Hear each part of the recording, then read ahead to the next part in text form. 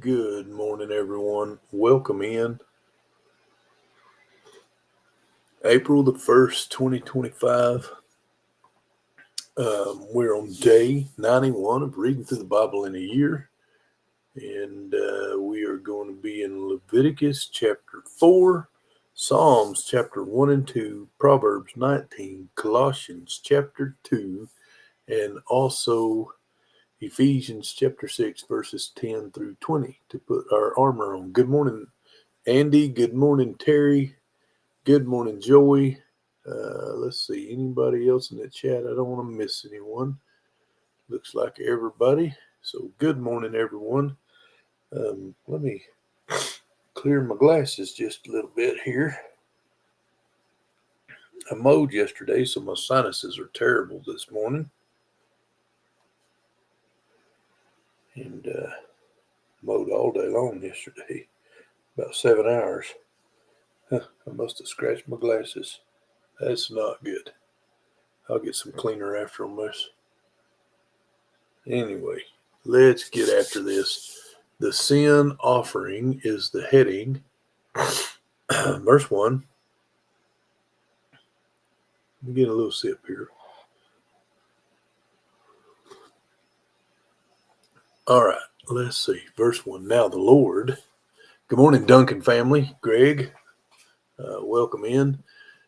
Now the Lord spoke to Moses, saying, yes, Andy's got it there. April the 1st. Oh, more pop-ups.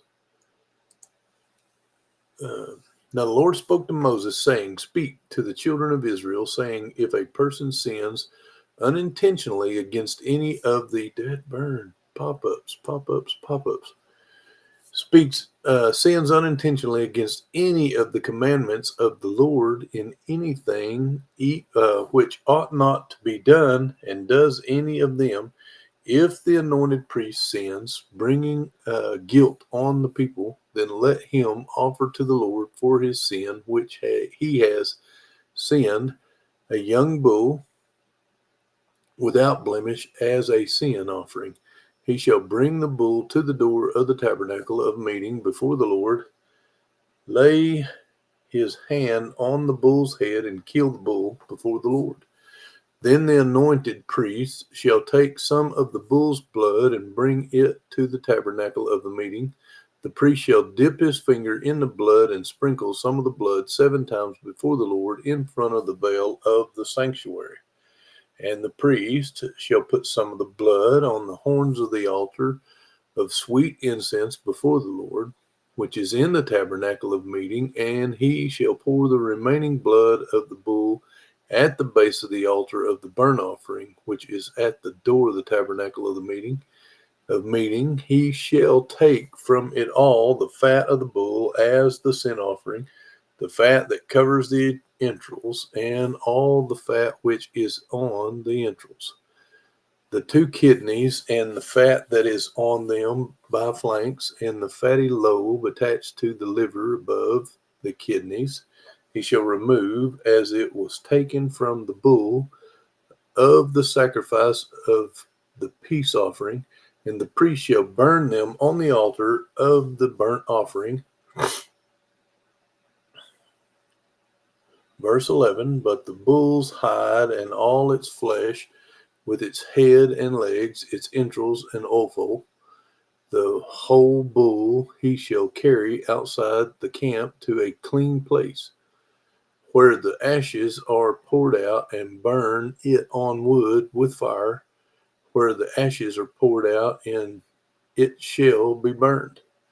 Now, if the whole congregation of Israel sins unintentionally, and the thing is hidden from the eyes of the assembly, and they have done something against any of the commandments of the Lord, in anything which should not be done, and are guilty, when the sin which they have committed becomes known, then the assembly shall offer a young bull for the sin, and bring it before the tabernacle of meeting, and the elders of the congregation shall lay their hands on the head of the bull before the Lord. Then the bull shall be killed before the Lord. The anointed priest shall bring some of the bull's blood to the tabernacle of meeting. Then the priest shall dip his finger in the blood and sprinkle it 7 times before the Lord in front of the veil. He shall put some of the blood on the horns of the altar, which is before the Lord, which is in the tabernacle of meeting, and he shall pour the remaining blood at the base of the altar of burnt offering, which is at the door of the tabernacle of meeting. He shall take all the fat from it and burn it on the altar, and he shall do with the bull as he did with the bull as a sin offering. Thus he shall do with it. So the priest shall make atonement for them, and it shall be forgiven them. Then he shall carry the bull outside the camp and burn it as he burned the first bull. It is a sin offering for the assembly. When a ruler has sinned and done something unintentionally against any of the commandments of the Lord his God, in anything which should not be done, and is guilty, or if his sin which he has committed comes to knowledge, he shall bring as his offering a kid of the goats, a male without blemish, and he shall lay his hand on the head of the goat and kill it at the place where they kill the burnt offerings before the Lord. It is a sin offering. The priest shall take some of the blood of the sin offering with his finger, put it on the horns of the altar of burnt offerings, and pour its blood at the base of the altar of burnt offerings. And he shall burn all its fat on the altar, like the fat of the sacrifice of the peace offering. So the priest shall make atonement for him concerning his sin, and it shall be forgiven him.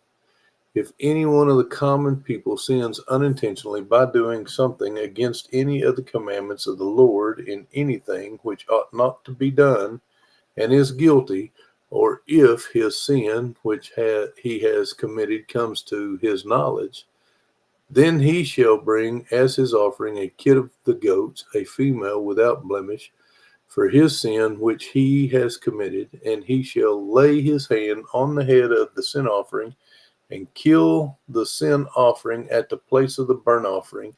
Then the priest shall take some of the blood with his finger, put it on the horns of the altar of the burnt offering, and pour all the remaining blood at the base of the altar. He shall remove all its fat, as fat is removed from the sacrifice of the peace offering, and the priest shall burn it on the altar for a sweet aroma to the Lord. So the priest shall make atonement for him, and it shall be forgiven him. If he brings a lamb as his sin offering, he shall bring a female without blemish. Then he shall lay his hand on the head of the sin offering and kill it as a sin offering at the place where they kill the burnt offering. The priest shall take some of the blood of the sin offering with his finger, put it on the horns of the altar of burnt offering, and pour all the remaining blood at the base of the altar. He shall remove all its fat, as the fat of the lamb is removed from the sacrifice of the peace offering. Then the priest shall burn it on the altar, according to the offerings made by fire to the Lord. So the priest shall make atonement for his sin that he has committed, and it shall be forgiven him. Good morning, everyone. See quite a bit going on in the chat. Now, that wraps up Leviticus chapter 4. Let's go to Psalms chapter 1. Psalms chapter 1. Is that right? Yeah, Psalms chapter 1. Right there, Psalms chapter 1. Book 1, Psalms 1 through 41. The way of the righteous and the end of the ungodly is the heading. Get a little sip here.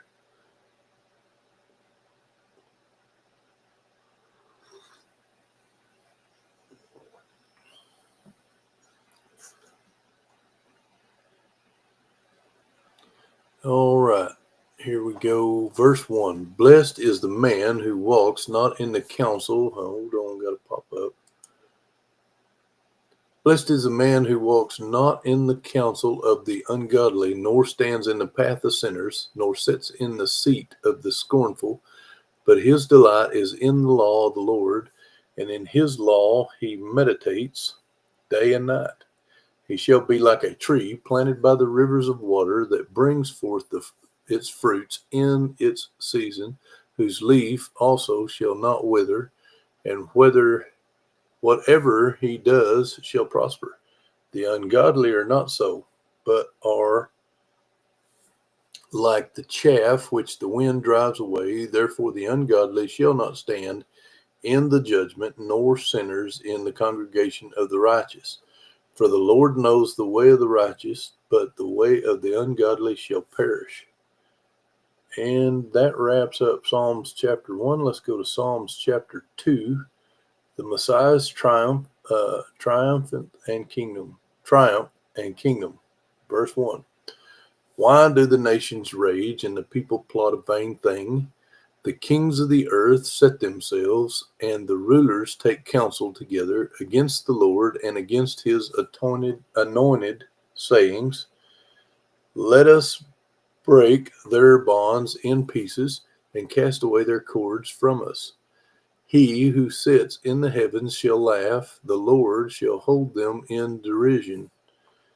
Then he shall speak to them in his wrath and distress them in his deep displeasure. Yet I have set my king on my holy hill of Zion. I will declare the decree. The Lord has said to me, you are my son. Today I have begotten you. Ask of me, and I will give you the nations for your inheritance, and the ends of the earth for your possession. You shall break them with a rod of iron. You shall dash them to pieces like a potter's vessel. Now therefore be wise, O kings. Be instructed, you judges of the earth. Serve the Lord with fear and rejoice with trembling. Kiss the Son, lest he be angry, and you perish in the way, when his wrath is kindled but a little. Blessed are all those who put their trust in him. And that wraps up Psalms today, uh, both Psalms 1 and 2. Let's go to Proverbs chapter 19. Proverbs chapter 19, verse 1. Little sip here. Better is the poor who walks in his integrity than one who is perverse in his lips and is a fool. Also, it is not good for a soul to be without knowledge, and his sin who hastens with his feet. The foolishness of a man twists his way, and his heart frets against the Lord. Wealth makes many friends, but the poor is separated from his friend. A false witness will not go unpunished, and he who speaks lies will not escape. Many entreat the favor of the nobility, and every man is a friend to one who gives gifts. All the brothers of the poor hate him. How much more do his friends go far from him? He may pursue them with words, yet they abandon him. He who gets wisdom loves his own soul. He who keeps understanding will find good. A false witness will not go unpunished, and he who speaks lies shall perish. Luxury is not fitting for a fool, much less for a servant to rule over princes. The discretion of a man makes him slow to anger, and his glory is to overlook a transgression. The king's wrath is like the roaring of a lion, but his favor is like dew on the grass. A foolish son is the ruin of his father, and the contentions of a wife are a continual dripping. Houses and riches are an inheritance from fathers, but a prudent wife is from the Lord. Laziness casts one into a deep sleep, and an idle person will suffer hunger. He who keeps the commandment keeps his soul, but he who is careless of his ways will die. He who has pity on the poor lends to the Lord, and he who let me read that again, verse 17. He who has pity on the poor lends to the Lord, and he will pay back what he has given. Chasten your son while there is hope, and do not set your heart on his destruction. A man of great wrath will suffer punishment, for if you rescue him, you will have to do it again. Listen to counsel and receive instruction, that you may be wise in your latter days. There are many plans in a man's heart, nevertheless, the Lord's counsel that will stand. What is desired in a man is kindness, and a poor man is better than a liar. The fear of the Lord leads to life, and he who has it will abide in satisfaction. He will not be visited with evil. A lazy man buries his hand in the bowl and will not so much as bring it to his mouth again. Strike a scoffer, and the simple will become weary. Rebuke one who has understanding, and he will discern knowledge. He who mistreats his father and chastens away his mother is a son who causes shame and brings reproach. Cease listening to instruction, my son, and you will stray from the words of knowledge. A disreputable witness scorns justice, and the mouth of the wicked devours iniquity. Judgments are prepared for scoffers, and beatings for the backs of fools. All right, that wraps up Proverbs. Let's go to Colossians chapter 2. Colossians chapter 2. First time in the New Testament this morning. Oh, I hit the wrong button. There it is, Colossians chapter 2. Not philosophy, but Christ is the heading. Verse 1.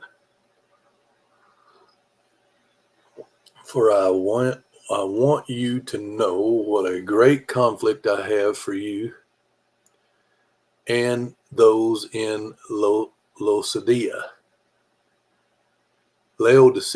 I'm going to start over, y'all. Hang on just a second. Verse 1 of Colossians chapter 2. For I want you to know what a great conflict I have for you and those in Laodicea, and for as many as have not seen my face in the flesh, that their hearts may be encouraged, being knit together in love, and attaining to all riches of the full assurance of understanding, to the knowledge of the mystery of God, both the Father and of Christ, in whom are hidden all the treasures of wisdom and knowledge. Now this I say, lest anyone should deceive you with persuasive words. For though I am absent in the flesh, yet I am with you in spirit, rejoicing to see your good order and the steadfastness of your faith in Christ. As you therefore have received Christ Jesus the Lord, so walk in him, rooted and built up in him, and established in the faith, as you have been taught, abounding in it with thanksgiving. Beware lest anyone cheat you through philosophy and empty deceit, according to the tradition of men, according to the basic principles of the world, and not according to Christ. For in him dwells all the fullness of the Godhead bodily, and you are complete in him, who is the head of the principality and power. Not legalism, but Christ is the heading.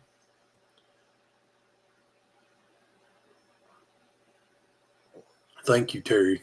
I'm glad that's good. Verse 11, in him you were also circumcised with the circumcision made without hands, by putting off the body of the sins of the flesh, by the circumcision of Christ, buried with him in baptism, in which you also were raised with him through faith in the working of God, who raised him from the dead, and you, being dead in your trespasses and the uncircumcision of your flesh, he has made alive together with him, having forgiven you all trespasses, having wiped out the handwriting of requirements that was against us, which was contrary to us, and he has taken it out of the way, having nailed it to the cross. Having disarmed principalities and powers, he made a public spectacle of them, triumphing over them in it. So let no one judge you in the food or in drink or regarding a festival or a new moon or Sabbath, which are a shadow of things to come, but the substance is of Christ. Let no one cheat you of your reward. Take delight in false humility and worship of angels, in intruding into those things which he has not seen, vainly puffed up by his fleshly mind, and not holding fast to the head, from whom all the body, nourished and knit together by joints and ligaments, grows with the increase that is from God. Therefore, if you died with Christ from the basic principles of the world, why, as though living in the world, do you subject yourselves to regulations? Do not touch, do not taste, do not handle, which all concern things which perish with the using, according to the commandments and doctrines of men. These things indeed have an appearance of wisdom in self-imposed religion, false humility, and neglect of the body, but are of no value against the indulgence of the flesh.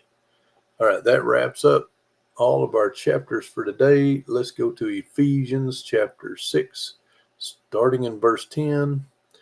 And after I get a little sip of coffee here, we will put our armor on, y'all. Finally, my brethren, be strong in the Lord and in the power of his might. Put on the whole armor of God, that you may be able to stand against the wiles of the devil.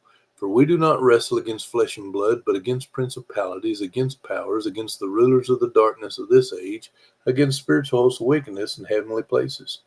Therefore, take up the whole armor of God, that you may be able to withstand in the evil day, and having done all to stand, stand therefore, having girded your waist with truth, having put on the breastplate of righteousness, and having shod your feet with preparation of the gospel of peace.